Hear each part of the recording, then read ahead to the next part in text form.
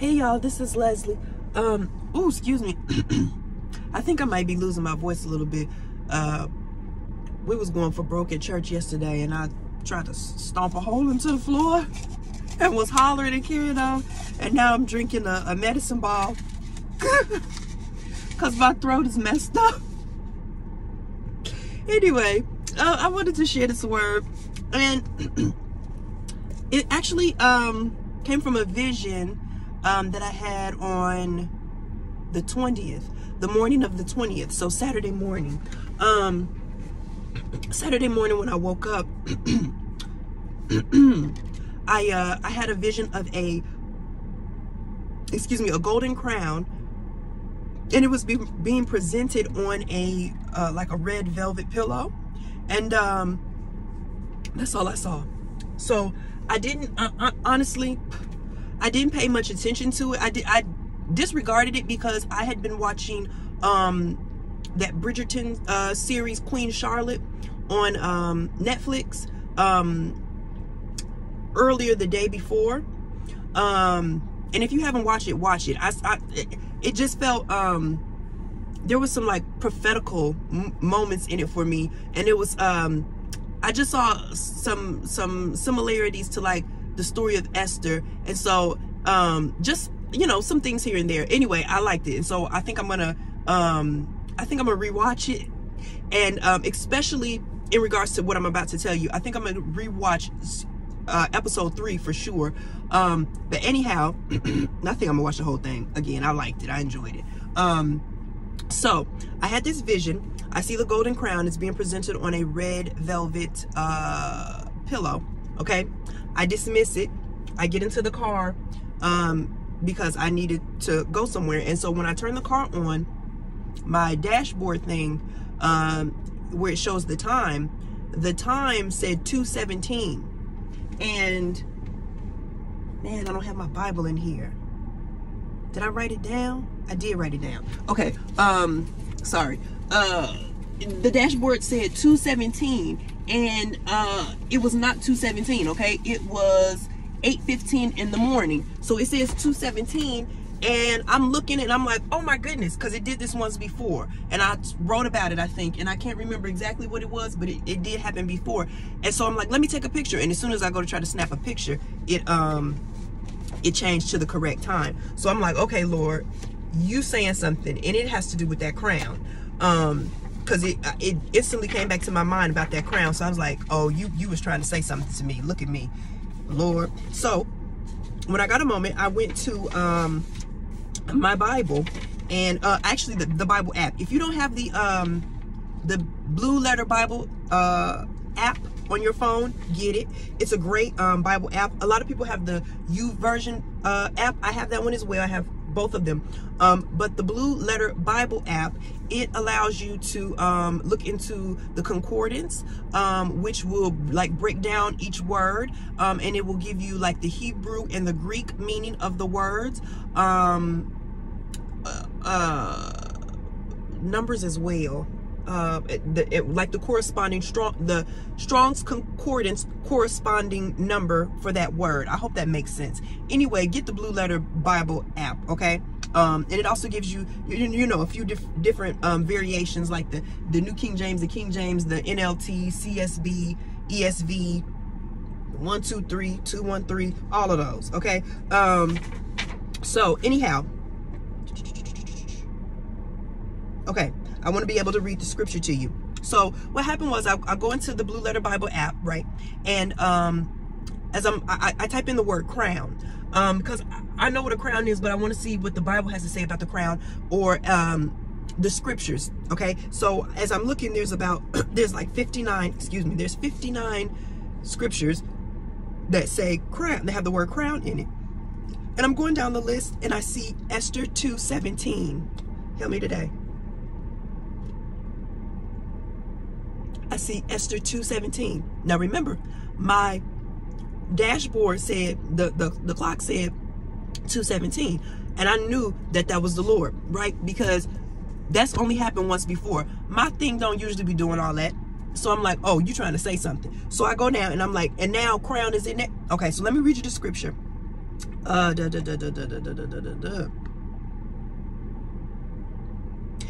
Esther 2:17 says, the king loved Esther more than all the other women. She won more favor and approval from him than did any of the other virgins. He placed the royal crown on her head and made her queen in place of Vashti. Okay? What the Lord was telling me, was that you are the one. You are the chosen one. Okay? There are so many.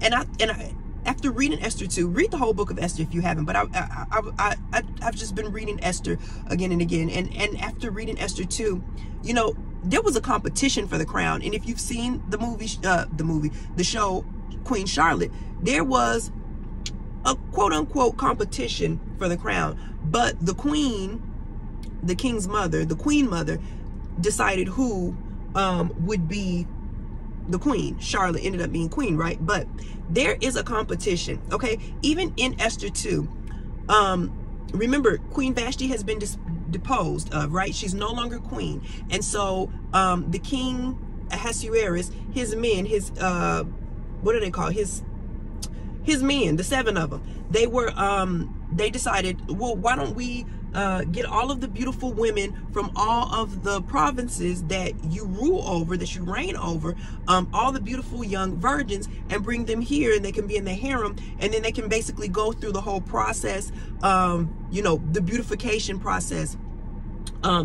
It's a preparation process, right? And then you can choose who you want, and she can be queen in place of Vashti. Okay, so one thing that stood out to me about that is, in the very beginning of Esther chapter 1, it says that King Xerxes, or Ahasuerus, was the king of over 127 provinces.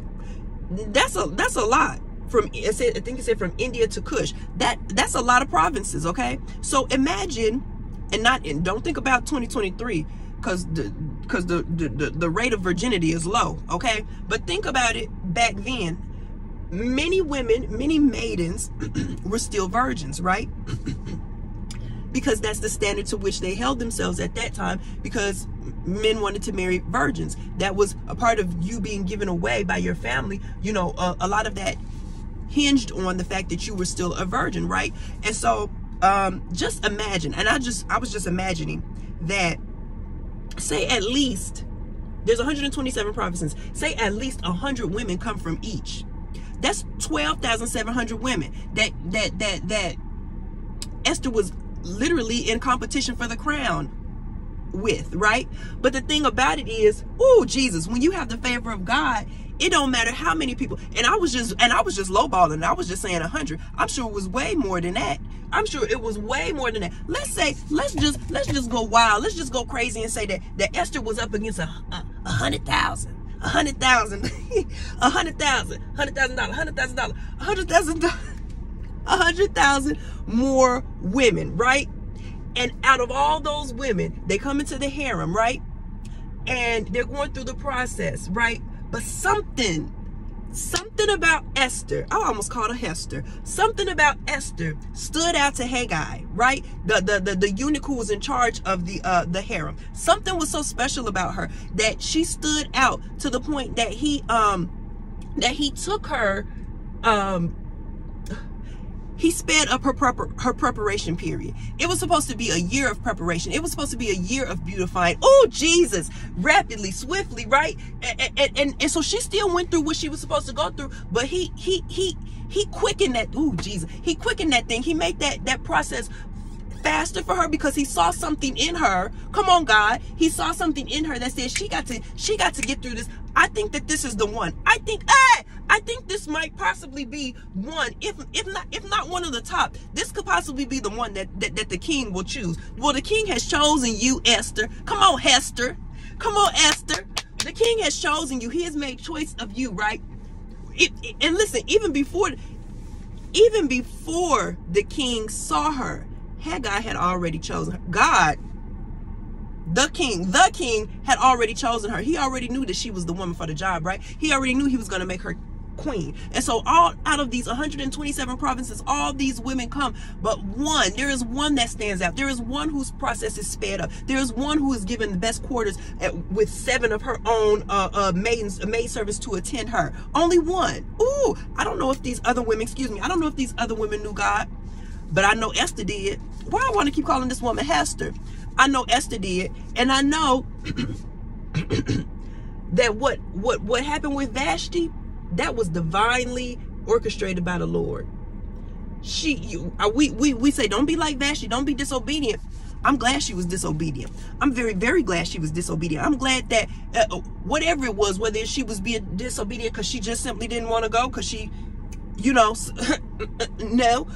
whether it was because the Lord told her, because she was didn't want to be paraded in front of those men where they had been drinking. Because remember, the king Ahasuerus, he called her at the end of a week-long feast. So it said he was good and drunk. He was feeling good. It said he was feeling merry, right? So I don't know what it was, and you know what? I don't even care, child. All I know is that Vashti being disposed allowed Esther to rise. Jesus. And there are many of you who are rising. You are rising right now. You don't even realize it. You may not even see it. You may be like me. You ain't got nobody in sight. You're not dating nobody. You don't have you know there's a covenant spouse for you. You got a promise. That's all you need. To be quite honest, that's all you need is you've got if you've got a promise from God, that's all you need. You don't need to see anything. We don't walk by sight. We walk by faith, not by sight. I have faith in the promise. I know. I said it earlier. He can't lie. He won't lie. God cannot lie. He is not a man or a woman that will lie. They'll lie to your face. They'll lie. They'll lie to you and tell you the wind don't blow. The wind will be whipping you all around. That ain't the wind. They'll lie to you. God won't lie to you. If he's giving you a promise that this is your marriage season, even if he hasn't told you this is your marriage season, if he's giving you a promise that there's a covenant spouse that's out there for you, right? That person is going to come. There's a promise. And you know what? And yes, I'm still even going to go back to the fact that I do believe in replacements. I 100% do, because God can tell me that I'm going to be a wife, but something could happen to that person. It could be, I don't like to call it a freak accident, but for purposes of what I'm saying, something could happen to somebody.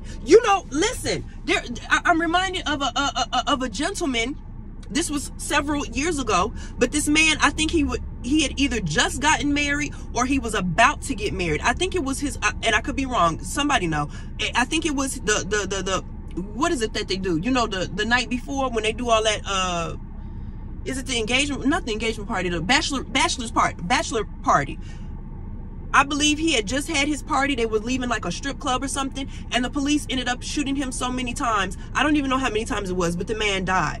Right? So does that mean that woman is not?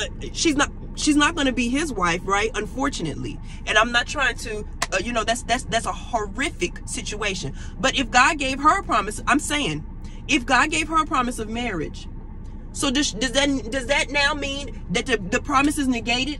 It's unfortunate that's no longer to that individual, but does that now mean that she can no longer get married because of what happened? You see what I'm saying? Like, I do believe that there are replacements. I don't believe that God is going to give me a promise, because the promise from the promise keeper trumps, in some situations, will trump that person. Now, there are some specific situations, for example, with Abram and Sarai, Sarah, okay, where the promise was dependent upon that particular man and woman, okay? And though they tried to go outside of the promise to procreate, God said, you still ain't fulfilled the promise. You still ain't fulfilled my promise. You done went ahead and did what you wanted to do, but this is not the promise that I gave to you. I said that Sarah was going to give you a baby. Sarai, that she was going to give you a baby. I ain't said nothing about no Hagar. I don't know who you listen to. Your wife, she told you to sleep with her maid servant. She thought everything was going to be going well. Everything was going to be good with that. It didn't turn out so, okay? but the promise that I, says the Lord, gave you is still going to stand. So you take it back to God and you decide whatever you want to decide. I get it. Some people don't believe in replacements. I get it. If God gave you a promise of marriage to a particular person, if he said that such and such is going to return, or such and such is going to be your, then that's between you and God. I ain't God. Don't you know what God said to you. I know what God said to me. I'm not God. I can't tell you. That's between you and him. But all I know is there are many that are being raised up, right? There are many that this crown is being placed on your head. But the thing about it is, Esther was handpicked by God. You've been handpicked, sis. And so sometimes in that handpicking, it can take a while to get through the process. Okay, she had 10 months of preparation. She was supposed to have 12. And some of us complain. And let me say, from my own experience, I was God showed me a promise of and I think I said this before. God showed me a promise of my son before I even got married. When we got engaged, I started seeing a baby boy. Right? God told me, I saw another child that I knew in church, and he was sitting in a row in front of me, and I looked at him, and God said, and you will have a son too. That was a promise. Okay, I was getting married to his father, but we were not yet married. So I thought, oh, baby about to come, baby about to come. Soon as we get married, baby on the way. Baby wasn't on the way. I had to wait. And while I had to wait, and I think it was like 2 years. It was 2 years before I got pregnant with him. Okay. As I was waiting, and I was not waiting patiently, I was waiting feverishly. I was waiting. I was in a place of torment because I was trying to do the fertility trackers. I was trying to do the all that stuff, tracking your cycle. What can I do? You do it? If you do it in this position, it'll help stuff. If you do this, if you do that, when is this going on? When is that? I was trying to do all the man-made things surrounding a promise from God. Does somebody hear what I'm saying? I was trying to do all these things surrounding a promise from God. God kept showing me the baby is coming, but you sitting up here wearing yourself out, worrying yourself to death, trying to move in your own time. God gave you the promise, but that does not necessarily mean it's going to come right then and there, right?